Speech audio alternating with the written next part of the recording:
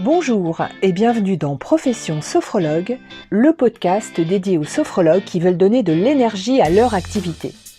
Je suis Laurence Roufouillet, je suis sophrologue depuis plus de 20 ans. J'ai écrit 14 livres qui intègrent la sophrologie dans une utilisation quotidienne. Ma passion, simplifier les sujets complexes et partagés. J'ai co-créé le sommet virtuel de sophrologie et j'ai eu la chance d'accompagner à ce jour près de 5000 personnes, que ce soit à mon cabinet à Boulogne-Billancourt comme en entreprise. Mon objectif avec ce podcast, vous guider avec mon enthousiasme et mon expérience dans les méandres du métier de sophrologue pour en comprendre les bases mais aussi les astuces.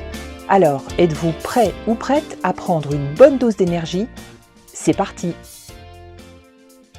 Bonjour et bienvenue dans ce 5e épisode de Profession Sophrologue. Avant de commencer, je voudrais vous remercier pour l'accueil que vous avez réservé à ce podcast, puisqu'au moment où j'enregistre, nous sommes le 13 décembre, le podcast a déjà dépassé les 650 écoutes pour 4 épisodes et finalement en à peine un mois, puisque le premier épisode, je l'ai lancé le 19 novembre. Donc un grand merci pour votre suivi et pour votre attention. Merci aussi pour vos retours sur l'épisode précédent, sur ce qui m'agace, parce que j'étais un peu sceptique sur l'accueil que ça pouvait susciter, et j'ai compris que ce qui m'énervait vous énervait vous aussi parfois profondément. Je dois dire que j'ai bien ri de vos remarques, et j'ai noté d'ailleurs quelques idées supplémentaires pour un prochain épisode en mode je râle. Je me suis rendu compte que quand on le dit, on se sent déjà moins seul et c'est peut-être là aussi une des vocations de ce podcast, vous sentir moins seul dans un métier dans lequel les partages confraternels sont plutôt rares. Aujourd'hui, j'avais envie de poser des bases et de vous faire réfléchir aux vôtres en partageant 5 éléments de ma pratique qui caractérisent ma manière d'exercer et sur lesquels je ne reviendrai jamais quoi qu'en pensent les autres. Alors, c'est parti pour ces 5 choses qui sont non négociables. La première chose, c'est de respecter les fondamentaux en m'autorisant à m'éloigner des sentiers battus. La sophrologie est une méthode qui s'appuie sur des techniques dont les protocoles sont bien établis. Qu'il s'agisse des relaxations dynamiques ou des différents types de sophronisation, les exercices de sophrologie respectent une logique et une finalité. On ne peut pas faire n'importe quoi. Néanmoins, il y a lieu dans certaines circonstances d'adapter la technique aux personnes que l'on reçoit. Mais on ne peut le faire que si on a une base solide, car il est toujours plus facile de s'éloigner des fondamentaux quand on les connaît bien, c'est-à-dire quand on a conscience de leur portée et de leurs limites. J'estime en tant que sophrologue que je suis un praticien, c'est-à-dire que j'ai une pratique professionnelle, je ne me considère pas comme un technicien de la sophrologie qui serait là pour débiter des exercices. Cette pratique, elle me donne une compréhension de la méthode et une aisance dans l'utilisation ou la modification des exercices. J'ai écrit il y a quelques années sur mon blog un article qui s'intitulait « Non, les sophrologues ne sont pas des perroquets ». Mon idée dans cet article, c'était de démontrer qu'être sophrologue ne consiste donc pas à réciter des exercices tout faits, voire les lire sans en noter un mot ni une virgule, un peu comme une poésie que l'on réciterait par cœur. Quand on sait qu'il y a différents courants en sophrologie, depuis la sophrologie caïcédienne en passant par d'autres approches, alors dont certaines très librement interprétées, il peut être délicat de se sentir à l'aise entre ces différents mouvements. À la base, la sophrologie, c'est d'abord la sophrologie caïcédienne. En fait, qu'on ait été formé dans une école caïcédienne ou non, on a tous une base issue de la sophrologie originelle avec des techniques telles qu'elles ont été initialement élaborées. Mais je considère, en ce qui me concerne, qu'on a la possibilité de s'y adapter, ce qui ne veut pas dire les transformer, mais juste, simplement, ajuster leur contenu à la personne que l'on reçoit et à ses objectifs. Je voudrais reprendre un commentaire que m'a fait Charlotte Weiss. Si vous ne connaissez pas encore Charlotte, je vous incite à aller voir son compte, notamment sur Facebook. Charlotte était sage-femme, alors d'ailleurs elle est toujours sage-femme, simplement elle exerce comme sophrologue, et elle a fait beaucoup d'accompagnement autour de la maternité. D'ailleurs, on a eu le plaisir de la recevoir pour une conférence lors de la première édition du sommet virtuel de sophrologie, ça c'était en 2022. Charlotte, donc, elle m'a fait une remarque, notamment sur ce qui l'a aidé à progresser, et elle m'a dit que ce qui l'avait aidé, c'était de pratiquer avec d'autres sophrologues, que ça l'avait aidé à booster sa créativité sans pour autant trahir la méthode. Je crois que c'est ça qui est important, c'est de ne pas trahir l'esprit de la méthode. mais de pouvoir s'autoriser à utiliser sa créativité pour qu'elle puisse s'adapter, coller aux personnes que l'on accompagne. Mais tout ça sans faire des trucs fifous non plus, comme y accoler du bric-à-brac ésotérique, et pour cela je vous renvoie à l'épisode 4.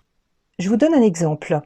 Un jour dans un groupe, j'ai vu arriver plusieurs personnes que je ne connaissais pas, et puis parmi ces personnes, il y avait une jeune femme qui avait un foulard noué sur sa tête. Assez rapidement, je me suis rendu compte qu'elle n'avait plus de sourcils, donc il n'était pas très difficile de se douter qu'elle n'avait pas non plus de cheveux. Dans les exercices que j'avais prévu de proposer à ce groupe, j'en avais un notamment qui utilisait les 5 systèmes, et en particulier tout le système de la tête.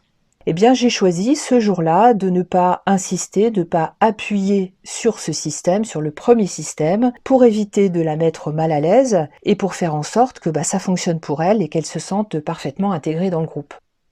Vous avez tout à fait le droit d'estimer que j'ai dévoyé la méthode, mais en tout cas, c'est ma manière de pratiquer. La deuxième chose sur laquelle je ne négocierai jamais, c'est d'écouter mon intuition pour travailler avec justesse.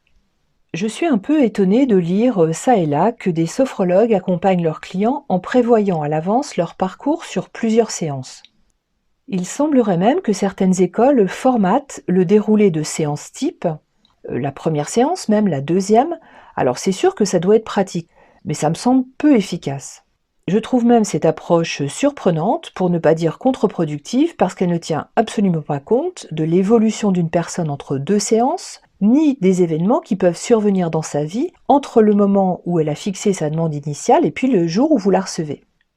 Avant de recevoir un client qui est déjà venu, j'ai pour habitude de relire bien évidemment sa fiche, et puis je me note pour moi des propositions de techniques, des suggestions que je pourrais lui proposer ce jour-là. Néanmoins, quand la personne arrive, la mise à jour de son anamnèse et puis le dialogue présophronique vont me permettre de réajuster son attente du jour par rapport à son objectif global. Et c'est à ce moment-là que je vais définir la structure de ma séance en écoutant mon intuition pour lui proposer ce jour-là là ou les techniques qui vont être les plus pertinentes.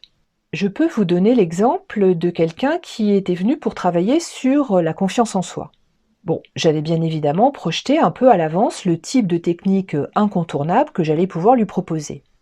Et puis un jour, elle arrive en ayant appris une très mauvaise nouvelle concernant son couple, si bien que quand je la récupère dans la salle d'attente, elle est complètement en pleurs. Alors, est-ce que je lui mets une petite tape dans le dos en lui disant « Écoutez, ça va passer, et puis on va reprendre la séance numéro 4, telle qu'on l'a prévue » ou est-ce que je l'accueille telle qu'elle est, en mettant cet accompagnement idéal sur pause et puis en l'aidant à l'instant T en fonction de ce qui est nécessaire? Je pense que vous devinez la réponse. Suivre son intuition, c'est aussi accepter parfois de ne pas avoir raison trop tôt ou trop vite. Avec l'expérience, on peut rapidement repérer au cours d'une anamnèse ce qui constitue un point de blocage chez une personne que l'on reçoit. Alors c'est sûr qu'il serait tentant d'imposer immédiatement la technique qu'on estime utile pour faire bouger ce point. Mais quelquefois, je sens que la personne, elle n'est pas prête à le faire maintenant, ou bien je sens qu'elle a besoin de passer par d'autres étapes avant qu'on arrive à ce point crucial. Donc, je ne brusque rien. Toutes les fois où je reste très connectée à mon intuition, je vais pouvoir, ici et maintenant, l'accompagner là où elle en est de son parcours. Tout ça pour vous dire qu'il n'y a pas de parcours idéal ni tout tracé, ni formaté. Le bon parcours, c'est celui qui est juste pour vous en écoutant votre intuition. La troisième chose qui pour moi est non négociable, c'est vraiment d'incarner la sophrologue de la personne que je suis, c'est-à-dire d'être authentique. Je vous ai dit dans l'épisode précédent que les sophrologues rencontraient au quotidien au moins autant de problèmes courants que la population générale. Nous ne sommes pas une espèce à part qui serait protégée de toute contrariété ou de tout aléa. Ceci nous oblige à garder tout au long de nos séances une position de neutralité propice à une alliance thérapeutique équilibrée. Dans cette optique, je trouve que c'est important de dégager une certaine cohérence entre ce que l'on dit, ce que l'on préconise, et puis ce que l'on fait nous-mêmes. Alors c'est sûr, personne n'est parfait. Personne n'a à servir de modèle, et d'ailleurs si on le pensait, en tant que praticien, on serait franchement à la limite de la toute-puissance. Si on était dans cette quête ou obsession de la perfection, ce serait peut-être penser qu'on peut être une sorte de figure tutélaire, comme un espèce de super mentor auquel nos consultants peuvent s'accrocher à la limite du gourou. Alors bien sûr, de temps en temps, nos clients, Ils ont besoin de s'accrocher à nous, mais comme on peut s'accrocher à un pilier de résilience au sens où l'entend Boris Cyrulnik. Mais on ne cherche pas spécialement alors à renvoyer une image immuable, comme un exemple qui serait à suivre. Sophrologue, c'est un métier, mais ça n'est pas un rôle. Donc ça, c'est pour mettre d'emblée de côté ce que j'appelle la tentation de la toute-puissance. Donc pour revenir à cette notion d'authenticité, il me semble important d'utiliser d'abord des techniques auxquelles on croit. Il me semble important aussi de recourir à des exercices qu'on serait en mesure de faire nous-mêmes. La pratique, pour les sophrologues, la pratique de la sophrologie, c'est fondamental. Nous avons aussi chacun une identité de sophrologue, c'est-à-dire notre manière presque ontologique, essentielle de pratiquer notre métier. Vous l'avez peut-être compris, l'un des éléments qui fait partie de mon ADN, c'est l'humour. Dans de nombreux domaines de ma vie, l'humour, c'est cette pirouette de l'intelligence qui m'aide à prendre du recul. Je n'hésite pas non plus de temps en temps à recourir à l'autodérision, je peux être parfois une caricature de moi-même. Eh bien, je suis cette même personne partout, parce que dans mon authenticité, dans mon identité de sophrologue, il y a les valeurs qui sont importantes pour moi, l'empathie, qui n'a rien à voir avec la compassion, la tolérance, le respect de l'autre, le non-jugement, entre autres, et puis sur la forme, l'humour, qui aide parfois à dédramatiser ou à prendre du recul, et puis en équilibrant toujours, c'est vraiment quelque chose qui est à doser finement. La quatrième chose sur laquelle je ne négocierai jamais, c'est de rester aligné et de savoir dire non quand je ne le sens pas. Je reviendrai prochainement sur cette notion d'alignement, qui est d'ailleurs en lien avec ce que j'ai dit précédemment sur l'authenticité. L'alignement, c'est ce moment où on met en accord ce que l'on pense, ce que l'on ressent émotionnellement et ce qu'on incarne dans ce triple lien tête, cœur, ventre. Au cours d'une séance, il peut arriver qu'on soit davantage dans la tête, dans le mental, on va alors plutôt rationaliser. Il peut arriver aussi qu'on soit davantage dans le cœur, dans l'émotion. Dans ces moments-là, c'est l'empathie qui va l'emporter. Et puis on peut être un peu plus dans l'instinctif, presque dans l'instinct de survie, en se sentant par exemple à certains moments sur la défensive. Rester aligné, ça veut bien dire garder une certaine neutralité, tout en équilibrant chacun de ses niveaux, chacune de ses dimensions, sans en laisser une prendre le dessus sur les autres. La plupart du temps, ça se passe bien, mais dans certaines situations qui posent problème, que ce soit d'ailleurs en séance individuelle ou dans les interventions que je suis amenée à faire en entreprise, il m'arrive de percevoir des dissonances. Ces dissonances, elles se manifestent dans les demandes qui me sont faites et que je vais qualifier d'extravagantes. Et finalement, pourquoi elles sont extravagantes? Parce qu'elles sortent du cadre. Ces demandes extravagantes, elles me mettent moi-même dans un état de dissonance, de non-alignement.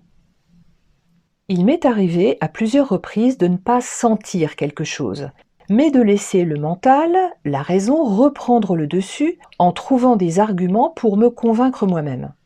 Par exemple, une entreprise qui me demande d'enchaîner des séances de 20 minutes, ou bien une famille qui souhaite un accompagnement pour un enfant de 4 ans, alors que j'ai bien établi que je ne prends pas les petits avant 7 ans.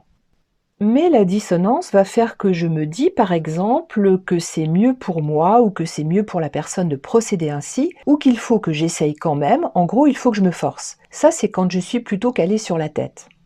À d'autres moments, il est arrivé que ce soit le cœur, l'émotion qui parle et que je n'ose pas écouter mon intuition ou mon envie de dire non parce qu'il y a une petite voix intérieure qui me dicte que ça ne se fait pas, que ce n'est pas gentil de refuser, ou bien que la personne elle va être triste, ou que ça prouve que je ne suis pas à la hauteur. À d'autres moments, il peut y avoir des surreprésentations davantage viscérales, notamment si je me sens attaquée ou sur la défensive. Toutes les fois où j'ai laissé une de ces dimensions prendre le dessus, les choses n'ont jamais évolué de manière favorable, malgré tous les arguments et toutes les bonnes raisons que j'ai pu trouver, et il a fallu ensuite rattraper une situation qui était déséquilibrée, non satisfaisante. Donc, de plus en plus, et sans doute aussi avec l'expérience, je ne fais pas ce que je ne sens pas. Par exemple, si quelqu'un vient avec une problématique qui me pose problème, pour quelque raison que ce soit, j'ose exprimer que je ne pourrai pas l'accompagner. Et dans la mesure du possible, je propose une solution alternative avec un autre professionnel ou avec un autre collègue sophrologue. Si vous vous êtes déjà trouvé dans ce genre de situation de dissonance, de non-alignement, de ne pas vous écouter, c'est vraiment le type de cas que je vous incite à travailler en supervision. C'est quand on s'est retrouvé dans ces difficultés qu'il faut vraiment en profiter pour en faire un facteur, un critère d'amélioration de votre pratique. La 5e chose qui est fondamentale pour moi et qui est non négociable, c'est de travailler avec des professionnels que je connais. J'ai déjà évoqué la nécessité de poser des limites dans notre intervention en tant que sophrologue et de pouvoir, dans certains cas, orienter vers d'autres professionnels. Alors, je vous ferai spécifiquement un épisode sur les professionnels avec lesquels les sophrologues travaillent le plus naturellement, comment les trouver, ça ce sera a priori dans l'épisode 9.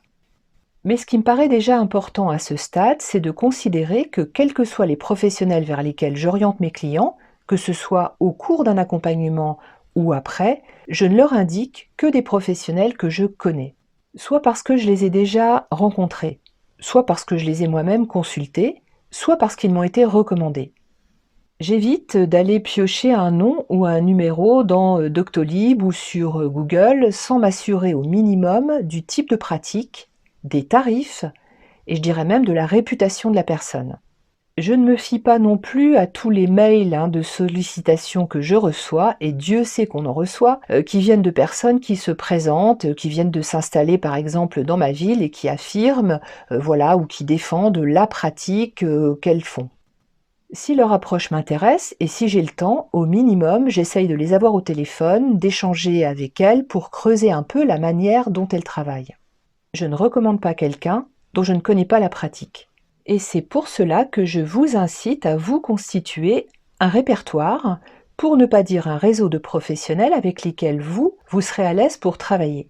D'ailleurs, ce sont souvent des professionnels qui sont en résonance avec votre pratique et qui d'ailleurs s'accordent aussi bien avec votre identité de sophrologue.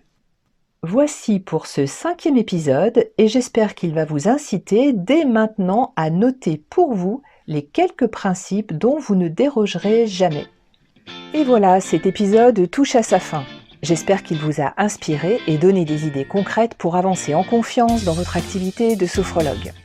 Avant de nous quitter, j'ai une annonce juste pour vous.